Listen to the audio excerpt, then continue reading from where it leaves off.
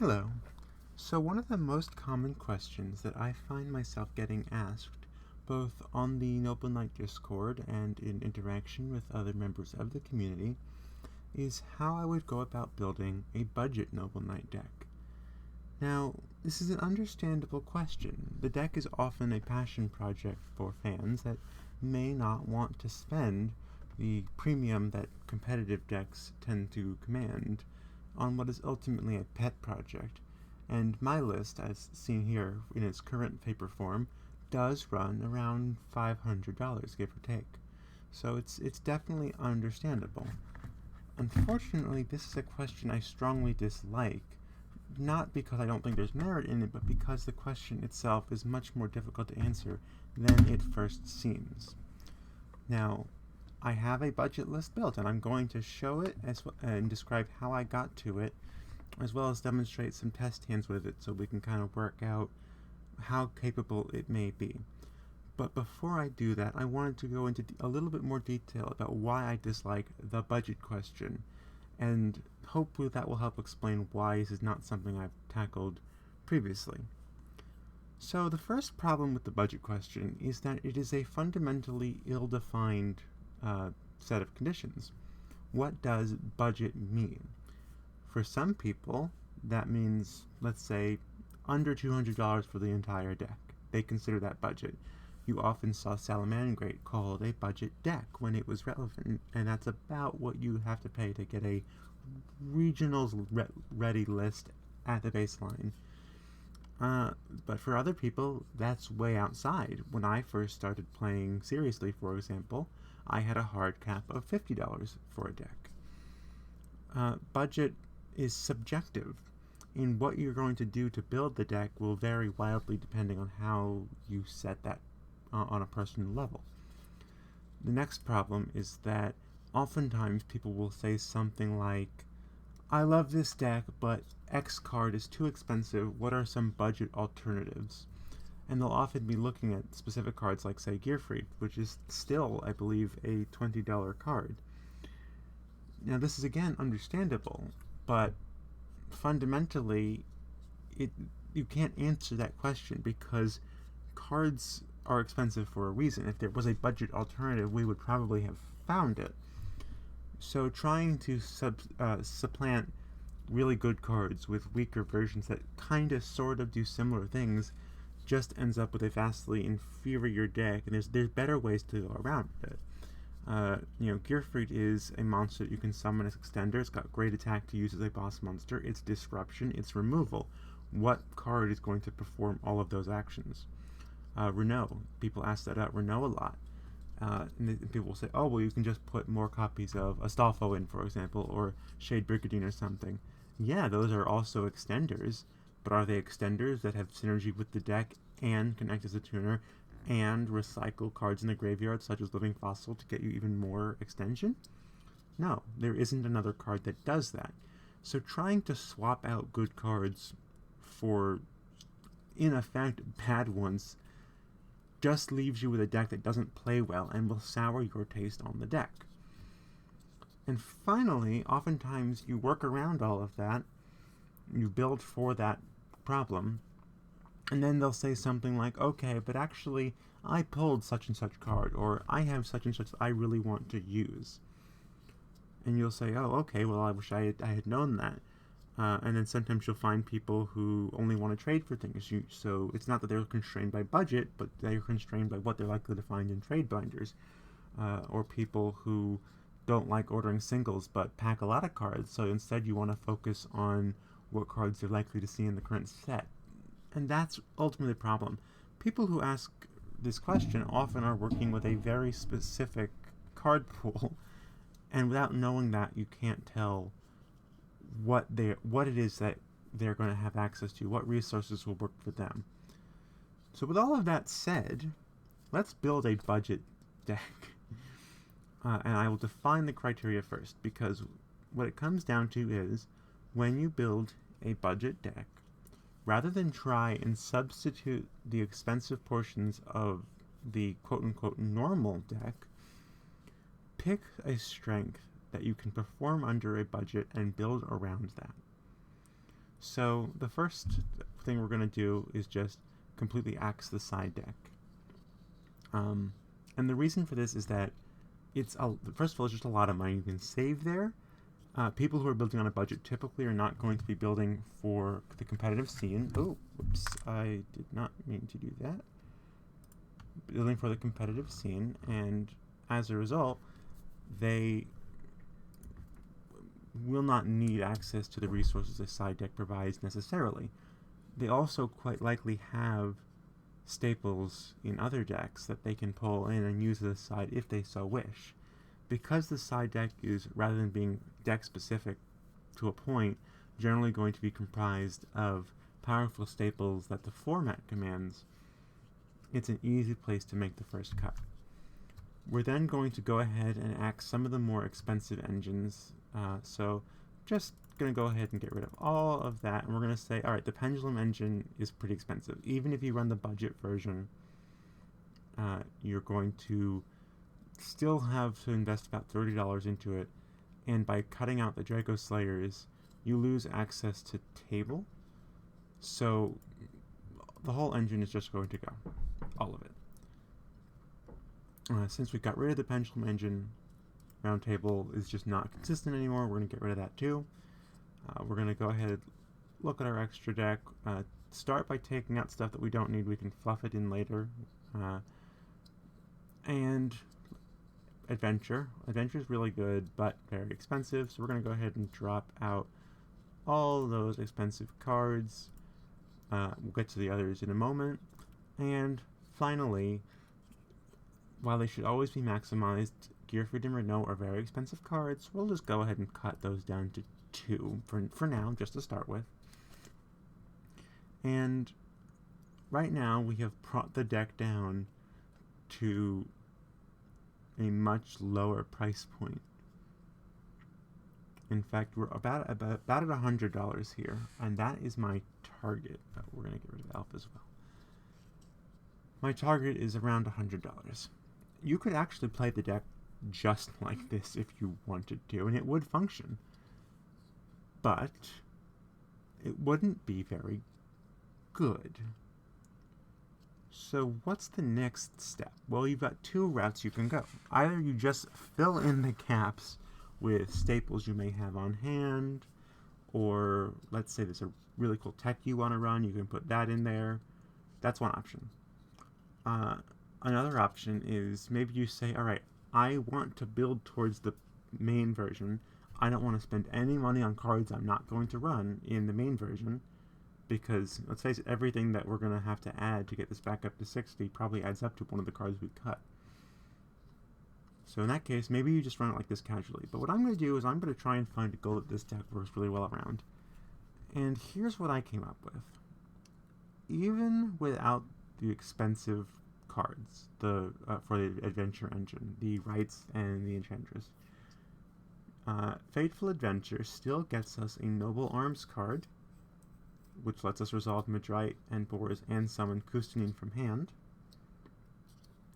And Fateful Adventure can get us Draco back, which serves as removal when equipped to Madrite, Boars, Gwalchavad, or Torgus, because it does work with those if you didn't know. So I actually think I'm going to leave Fateful in and build around the idea that I'm going to get a Noble Arms to hand, and I want cards that work with that. Well, without Enchantress and Rite of Aramesir, our normal summons aren't constrained, so we're going to want to pump those back up to our 7 target, because normal summon Boars with Fateful on board is an entire combo. And finally, because I'm going to not be focusing on the Pendulum combo, I'm a little more okay with getting Noble Knight locked, and I have a card that's going to reliably be searching me Noble Arms cards, so I think Kustanin can go to 3 as well, because it'll be easier to summon.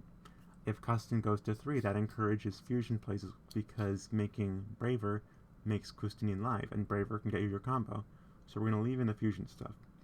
So I played around with this a little bit, and here is what I came up with. This is a deck list that prices in at around $110. It's a little over my $100 target, I admit, but it is still less than a quarter the price of my main paper deck, and it's actually very competent. Now, $110. Some people might be saying, that's not budget, that's too high. That's the point from earlier. If you want to cut it lower, at this point the cuts you have to start making are the really powerful cards that actually have price tags attached to them. Gearfried to 1, Renault to 1, stuff like that. Because ultimately every card in this list that doesn't have Gearfried or Renault as its name is between a couple cents and maybe $2.50 tops. It becomes very difficult to start cutting things out at this point to get the price lower. But you can do it. But we're going to work with this list for now. So what did I do? Well, I made the cuts I talked about earlier. I went back up to 7 normals, and just like I talk about in the arms manual, Madrout, as powerful as he is, gets kept at 1 in favor of more synergistic cards, Boars and Ogier. Ogier in particular is going to get you additional access to Gearfried via either Renault or Braver in equipping Joyous. Since we're only running 2 Gearfried, it's another path to him. Now, on the subject of paths to Gearfried, we've actually gone back up to a high arms count. A little risky, this will impact your consistency a little bit, but the trade-off is that you have access to Mill 9 for another play off Assault. Because we don't have the Pendulum engine, we do not have a just off Assault play into something useful, and so having that option available to us, very helpful.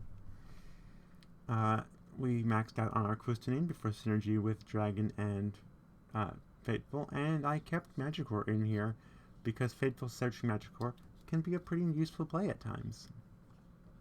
And then I padded the rest of the deck with other good Noble Knight cards that don't often make the cut when we are building a more optimized list. So we brought Destiny back. It's still incredibly useful for protection. Our Feudatory actually never left some people's lists, although I believe it has left mine, but for back row removal, very powerful. Gawain popped back up to 3 because we're maxing out Boars again. Brothers went to 2 because you're going to be entering grind games more often. Given that this deck doesn't kill as quickly, you're going to want that grind utility. We put Guinevere back in. It's useful for all of its effects and as a setup off Boars. Bedwyr as an alternate way to trigger Charles, as well as interactions with Dristan off of OA, and Dristan, of course, for the protection he provides. So it's not going to be as potent as the main hybrid lists, but I think you might find it pretty fun. Now, what I did not do is stuff it full of hand traps or board breakers. I just don't think that's the way to build the deck right now. It's something that generally has been unpopular in the community, but did see success about a year back for a while before falling out of favor again. But if you wanted to, you could absolutely take the list before we added all these cards and just stuff them in there as placeholders if you already have those cards on hand. The other component, though, is they're expensive cards. I think Ash Blossom, even with the reprints, is still $5 to $6 a copy, somewhere in that area. And the breakers are even more so. So for a budget list, we can't assume someone is going to have access to those. So let's just do some test hands, and hopefully we don't brick. Alright, so first test hand we got, honestly, not bad. For this kind of hand, we can just go ahead and get right in, and I think I would like Flint here. Flint seem right? Because I want to get access to Fossil. Although, no, let's do that. Let's do Flint.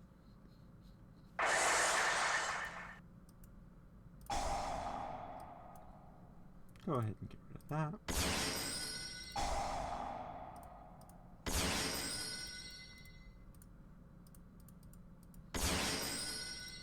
Honestly, holding this for when you can make it live, probably the better play, but we're just doing some examples here. As far as what I would want to search here, something I can't use to play next turn, let's go ahead and grab Gawain. I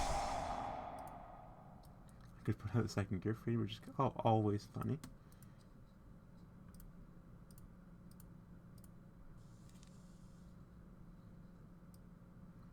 What do I want to do here? The hand's not phenomenal. I think I want to bank it on emoji. Let's see what we get. That's not what we needed. Oh well.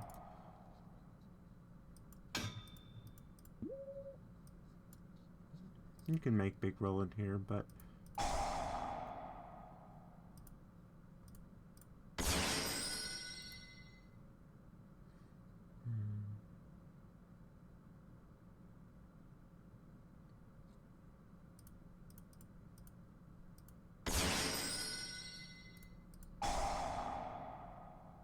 actually, you know what? It's funny. There was a better way to play that hand.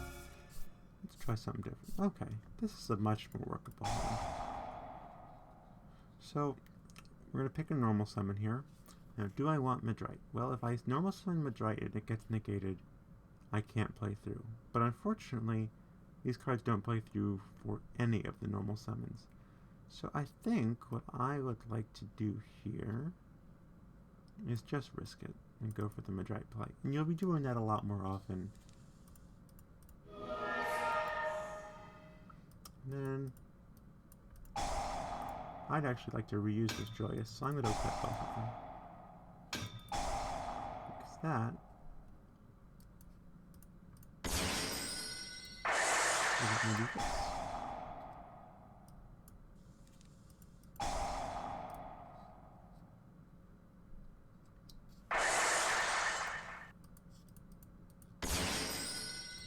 Go for the search. Let's grab Gawain here. I always like getting Gawain because if you set up once again, Gawain is a free summon. For our fourth summon, Gearfried. Go ahead and get him equipped. And now we'll just make Charles.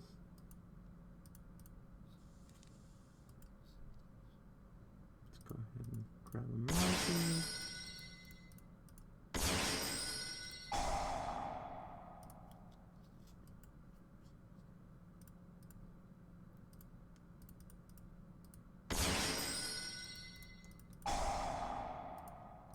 Get our free draw.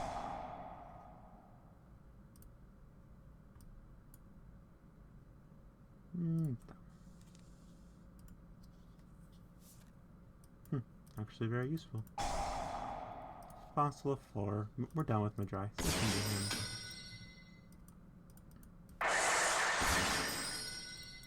him. And go ahead and do our equips.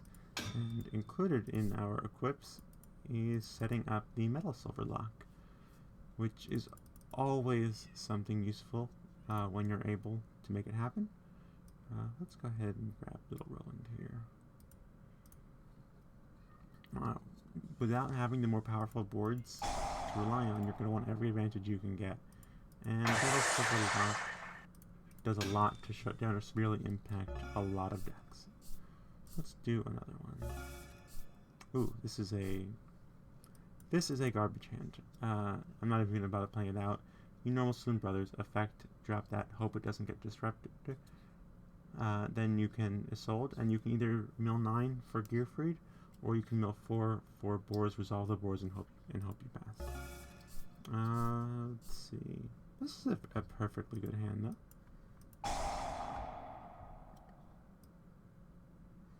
And actually, this might be a good opportunity to demonstrate the 3 warriors path. So let's go ahead and do that. A little different than what I initially planned. So 3 warriors, if you're not familiar, is an older Noble Knight route that hasn't seen as much play since being probably a year and a half, honestly, but used to be very common as one of our alternate routes to Charles. And all it requires is getting 3 warriors on field, one of which being a level 4 Noble Knight. Now what's nice about it is that it is somewhat non-caring about locks, so brothers can set it up. So you must send Fossil, Durandal, and Joyous if you don't have Renault in hand. We do, so you can send something else, but I'm still going to do the Joyous because resources are always good. And the last card you send doesn't matter. And what you want to do is summon customers. Now, do I have enough names I don't need for my brother's draw? I could send back a stall foe.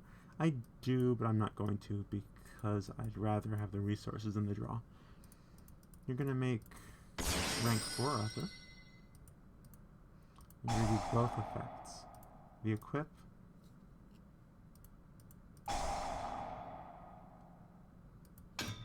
Now, a cool thing is if you run Hawkclare, then this also sets up a threat if they remove Arthur. I'm going to go ahead and search for Ogier. Now, if you don't have Renault in hand, at this point you're going to normal summon Ogier and use his effect to send Renault and Joyce to add it back. I do have Renault in hand, so I'm actually going to go ahead and send my other once again. Special summon. And target living fossil. And go ahead and synchro.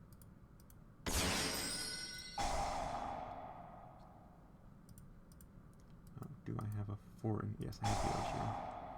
I'm actually going to get the Gawain though. We have plenty of those to go around, so I'm okay with them. And then from here, you just go ahead and set up the metal silver lock as before. Make sure to do your equips and your banishes. We have a Stallful's effect live. You can add back with Joyce if you want. I'd recommend grabbing the Renault. Pretty solid. This hand is very good. You die, you have a normal summon, extenders, lots of options. I would like to show a fusion hand, so let's get one. I can showcase a hand with Destiny here. The rest of the hand's kind of bad. No, let's keep going. I want to show a fusion hand. Okay, this will work. How the fusion works for us. Go ahead and make Braver. And the last thing doesn't matter. Metal silver, if it's not something you unfortunately opened, is what you would put here, because that'll protect Isolde from impermanence. Regardless. Let's go ahead and add, what do we want here? Let's add we have so many good options. We'll do an Oliver. Go ahead and send that. What do I have access to?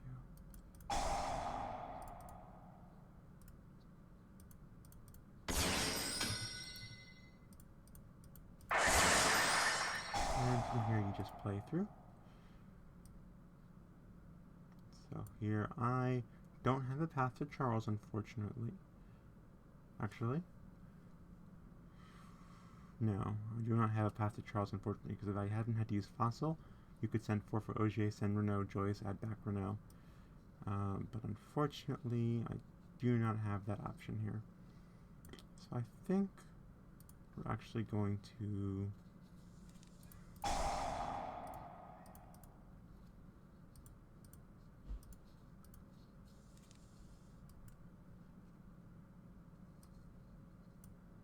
we might still do that.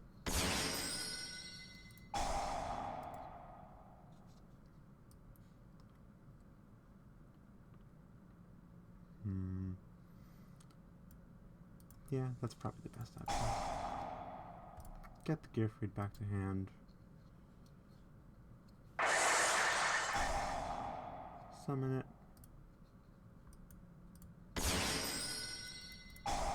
Put in a metal silver lock. That should have gone onto him.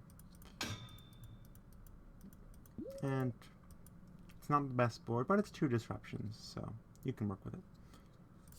Alright, let's do one more. Ooh, perfect. This is exactly what the kind of hand I would love to show off. So let's go ahead and do some fusions.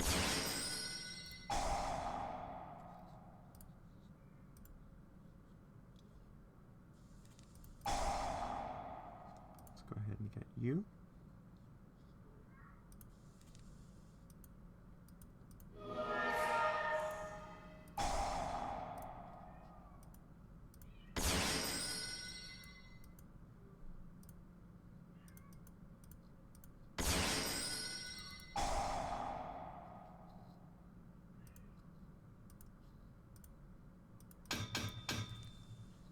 Okay, and here,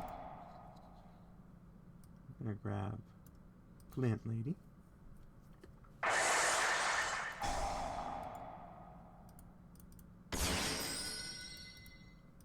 Get another warrior on board. This was a very good one. Get to a sword. Add Gawain.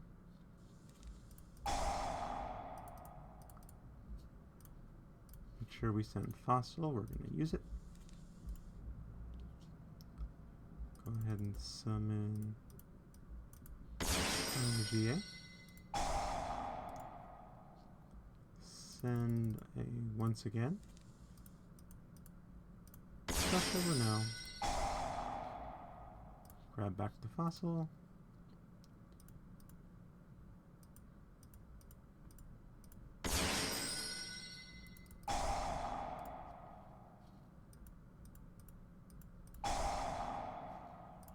Gem of Magic Core.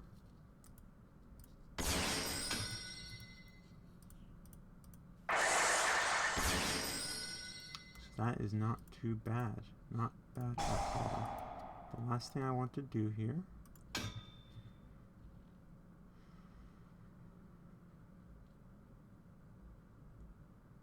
I would like to do it that way. I actually would like to set up a full metal silver block. So I'm going to go ahead and pop the silver. Resolve that. Let's grab a Boars so that I can have Charles take silver for himself. Now this does clog zones a little bit. Don't have a way to pop Charles just yet, but both Braver and Gear are going to send equips, so I think it's fine. But yeah, that's not a bad on board at all. Alright, so as you could see, the deck doesn't have the best consistency, and there were definitely times where I was trying to ponder my way through, like, alright, how do I want to play this hand out? But it's not terrible for a quarter of the price. And I think it's a good example of the kind of deck building you can do if you focus more on what strengths you have available to you on a budget rather than try and replicate the more expensive lists. That's all for now.